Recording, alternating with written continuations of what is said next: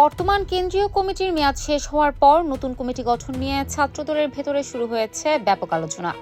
সম্প্রতি যুবদলের পূর্ণাঙ্গ কমিটি ঘোষণার পর ছাত্রদলের নতুন নেতৃত্ব আসার সম্ভাবনাও জোরালো হয়েছে। সভাপতি ও সাধারণ সম্পাদক পদকে কেন্দ্র করে সম্ভাব্য প্রার্থীদের মধ্যে চলছে তদবির, লবিং এবং নানা রাজনৈতিক সমীকরণ। দলীয় সূত্র বলছে, নতুন নেতৃত্ব নির্ধারণে গুরুত্বপূর্ণ ভূমিকা রাখবেন বিএনপির ভারপ্রাপ্ত চেয়ারম্যান তারেক রহমান।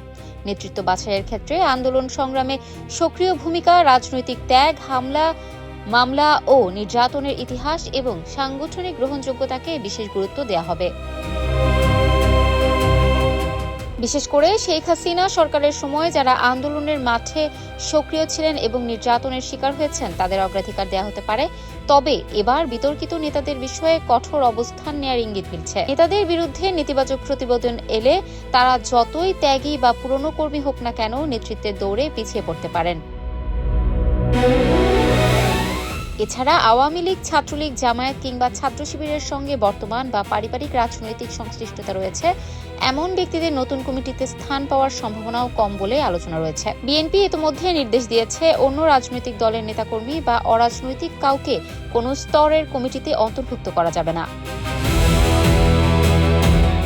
দলীয় সূত্রে আরও জানা গেছে, নতুন কমিটিতে মূলত 2009 থেকে 10 এবং 2012 থেকে 13 শিক্ষাবর্ষের সাবেক শিক্ষার্থীদের মধ্যে থেকেই নেতৃত্ব আসতে পারে।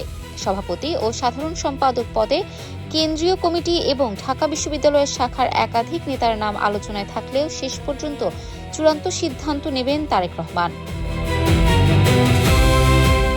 ছাত্রদলের নতুন কমিটি কবে ঘোষণা করা হবে সে বিষয়ে এখনও আনুষ্ঠানিক কোনো সিদ্ধান্ত না এলেও সংগঠনের নেতাকর্মীদের মধ্যে অপেক্ষা আর জল্পনা কল্পনা ক্রমেই বাড়ছে। এখন দেখার বিষয়, নতুন নেতৃত্বে কারা আসছেন এবং কোন সমীকরণে গঠিত হয় ছাত্রদলের আগামী দিনের কমিটি। ইফাত আর আইরিন, ক্যাম্পাস টাইমস।